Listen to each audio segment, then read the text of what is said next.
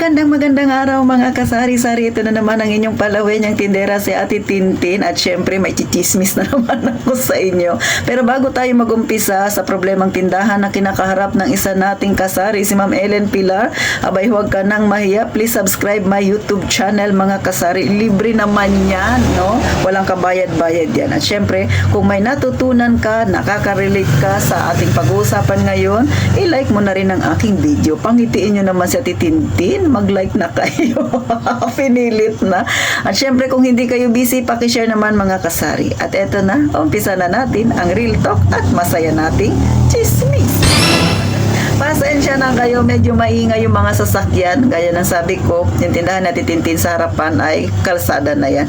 Pero bago tayo mag-umpisa sa ating topic mga kasari, na alam ko makakarelate yung marami dito sa ating mga tindera dahil nasa masang ating pamumuhay, nais ko munang mag-shoutout. Kaya kung gusto ninyong ma-shoutout ni Ate Tintin, mag-comment lang kayo dyan sa baba. Pakilagay na rin kung taga saan kayo para alam ko kung saang pulo na ng Pilipinas nakarating ang inyong palawin yung tindera kachichismis. Siyempre, nice kong shoutout si Jason Joseph Mejia, 8602. Shoutout sa'yo. Si Ma'am LB Magsipok, taga-Antique daw siya. At siyempre, nakaranas na siya ngayon ng konsumisyon ng isang tindera. Kasi sabi niya, 10 days pa lang daw na naka-open ang kanyang tindahan. Abay, inuumpisahan na siyang utangan. Congratulations sa'yo, Ma'am LB. At siyempre, shoutout sa'yo, John Eric Sambahon. Thank you ng marami sa inyo. Kay Ma'am Ellen Pilar na siyang dahilan kung bakit meron si Ate Tintin video ngayon, dahil yan ang ating pagchichismisan ngayon. Si Ma'am Marisol Tumines, sister, shout out sa iyo. At syempre sa inyong lahat na nanonood kay Ate Tintin, shout out sa inyo. Mula yan sa inyong palawin niyang tindera. So eto na, no, sabi ni Ma'am Ellen Pilar, yung parang, siyempre kung kayo yung nasa ganitong sitwasyon, tatamarin na rin kayo, no? Ayan ang ni Ma'am Ellen Pilar, nilalaman ng kanyang damdamin ukol sa pagtitindahan. Nawawala na ng gana. Bakit nga ba dumarating yung ganyan? Eto ha, mga kasari, real talk ito. Tayong mga mahihirap, bagamat may ipon tayo, may mga emergency fund tayo, pero hindi tayo mayaman para mag-impok ng maraming pera. Yung pera natin pakunti-kunti lang, paunti-unti nakakaipon tayo. Kaya, pag may mga emergency, nagkasakit yung pamilya natin, siyempre nahuhugot natin yung emergency natin na naipon. Pero pagkasunod-sunod, nagkasakit yung anak mo, yung isang anak mo, sunod araw, yung isa na naman, kagagaling lang ng isa, yung asawa mo na naman. Pagka ganyan, sunod-sunod na mayroong problema sa inyong tahanan, siyempre ikaw na tindera, dahil ikaw yung nanay, apektado ka. Lalo na kung ang anak mo ay sabihin natin na ospital. Siyempre walang mag-aasikaso, yung mister mo ay naghahanap buhay. So, sarado talaga ang iyong tindahan. Kung kapag sarado ang tindahan, walang kita. Pero naglalabas ka ng pera. Bakit? Hindi pwedeng hindi ka maglabas ng pera pag nasa ospital ka, di ba mga kasari? Kaya minsan ang tendency, yung pera ni tindahan nagagalaw ni nanay ni tindera kasi nga gagamitin doon sa kailangan niya dahil nasa ospital yung kanyang mga mahal sa buhay. Hindi natin maiiwasan yan. Talagang nangyayari yan. Sa ayo at sa hindi, talagang nangyayari yan sa ating mga nasa masa. Siyempre, pagka ikaw yung nagbabantay sa ospital, tapos ikaw rin yung tindera ng iyong tindahan, dahil ikaw lang mag-isa sa iyong tindahan, wala kang maaasahan, sarado ang tindahan mo. So pagdating mo ng bahay, galing ka ng ospital, uwi ka, pagod na pagod ka, tapos iikot mo yung mata mo sa tindahan mo, hindi ka na nga nakapagbukas, wala ka na ring pera, kasi yung pera nagamit mo na sa ospital, di ba? So imbis na mamili ka, ano pang ipapamili mo? At kahit mamili ka pa ng pakunti-kunti, hindi mo rin yan maititinda, kasi walang magbabantay sa tindahan mo, dahil nga syempre iba yung inaasikaso mo. So kaya tinatamad na yung iba magtindahan, no? Nawawala na sila ng gana, no? Pero ang tanong, mahal mo pa ba ang pagtitindahan? O yun lang, tanungin mo lang yung sarili mo. Mga kasari, ito ha, sa lahat ng mga wala pang tindahan, realidad ito na nangyayari sa isang tindera, lalo na kapag ang involved dito ay ang pamilya niya na, no? Hindi natin maiwasan yan.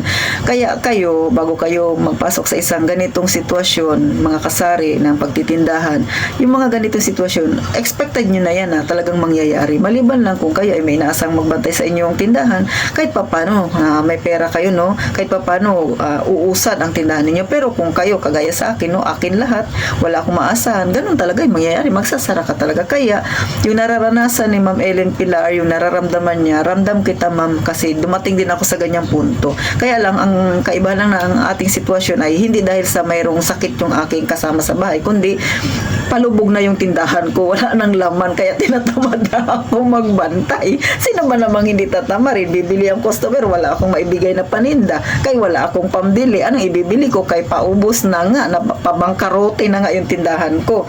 Pero siyempre, nagmuni-muni ako. Gusto ko pa ba yung pagtitindahan? Mahal ko pa ba ito? Masaya pa ba ako sa aking ginagawa? Kapag oo ang sagot mo, dumiretso ka lang. Kahit pa konti-konti, kahit sabihin nilang napakakupad naman ang pag-asenso ng tindahan mo, makupad pa sa lakad ng pagong, huwag mo silang pakinggan. Diretso lang. Kasi lahat tayo, mga kasari, may kanya-kanya tayong problemang kinakaharap.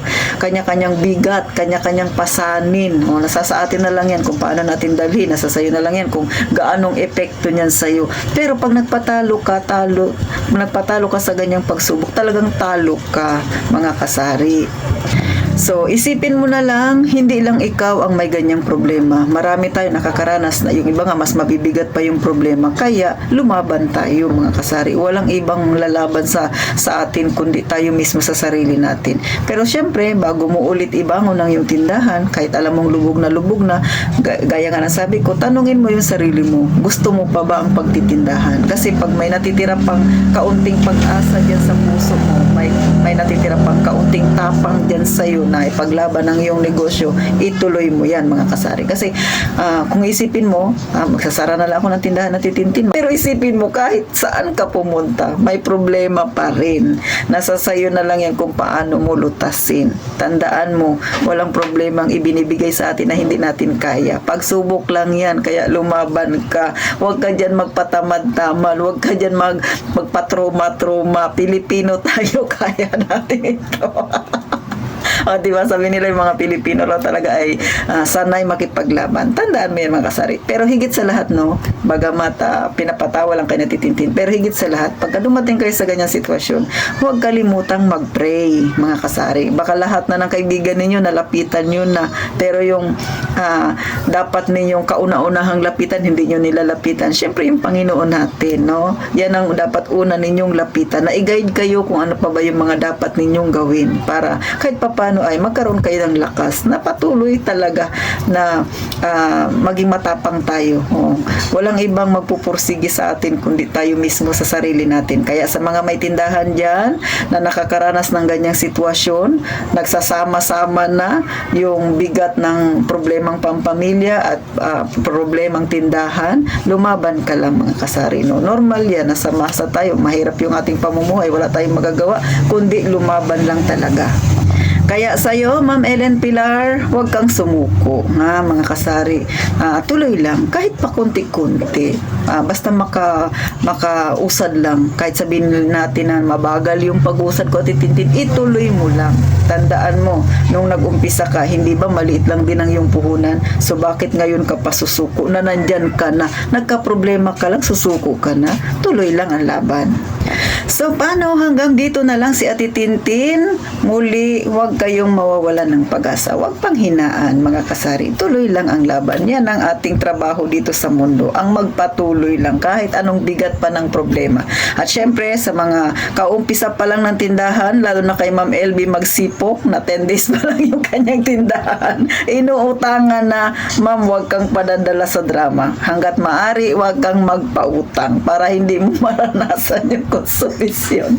So, paano, mga kasari, makita tayo sa susunod na vlog na titintin. Bagamat medyo nakakalungkot itong ating pinag-usapan ngayon dahil real talk talaga ito. Nagsasama-sama na yung pighati ng kalooban mo, yung pagod mo, yung pag-iisip mo tungkol sa pamilya at sa negosyo mo. Pero wala tayong magagawa kundi lumaban lang talaga.